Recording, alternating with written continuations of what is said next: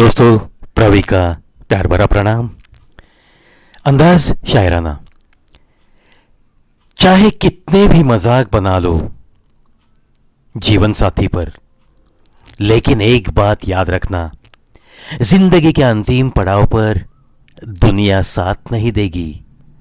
आपका हमसफर ही आपके काम आएगा। आपका हमसफर ही आपके काम आएगा।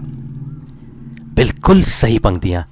इसीलिए दोस्तों, अपने हमसफर पे कितने जोक करोगे, कितना मजाक उड़ाओगे उसका, इस बारे में भी थोड़ा सोचा कीजिए।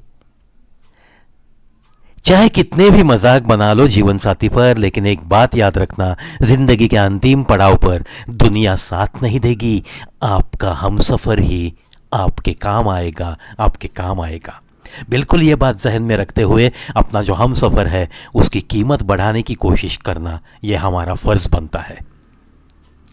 यह नारी का करिश्मा है, तेरे अपवित्र पानी को तन के सीप में रखकर उसे वो मानव बनाती है। उसे वो मानव बनाती है। क्या बात है। देखो दोस्तों, कितनी गहरी बात दो तीन पंक्तियों में कही है। यह नारी का करिश्मा है, तेरे अपवित्र पानी को तन के सीप में रखकर उसे वो मानव बनाती है। मेरी मंजिल है कहां, मेरा ठिकाना है कहां, सुबह तक तुझसे बिछड़कर मुझे जाना है कहां, मुझे जाना है कहां। अगली पंक्तियां दोस्तों इस जालिम जमाने के बारे में बहुत ही बेहतरीन पंक्तियां। मर्द को नजर हटानी नहीं है, मर्द को नजर हटानी नहीं है, और औरत को जिस्म ढकना नहीं है। और इज्जत दोनों को चाहिए। इज्जत दोनों को चाहिए। बिल्कुल आज का जो जमाना है उस पे ये टिप्पणी की है। बिल्कुल सही बात कही है ना। देखो आजकल के कपड़े पहनने का ढंग क्या है, और मर्द को नजर हटानी नहीं है। नजर कैसे हटेगी? अगर औरत जिस्म ढकना नहीं चाहती तो वो नजर के सामने आते ही रहेगा। लेकिन ऐसा बर्ताव करते हुए भी दोनों को इज्जत भी चाहिए समाज में। कैसे होगा भाई? कहीं ना कहीं थोड़ी बहुत शर्म, थोड़ी बहुत लाज अपनी भारतीय संस्कृति की रखनी तो चाहिए। चलो आशा करेंगे आगे चल के थोड़ा बहुत तो सुधार आ जाएगा ऐसी बातों में। अगर मेरे अल्फाज भी खूबसूरत लगते हैं तो सोचिए, जिन्हें सोच कर लिखते हैं हम, वो कितने खूबसूरत होंगे, वो कितने खूबसूरत होंगे। क्या बात है।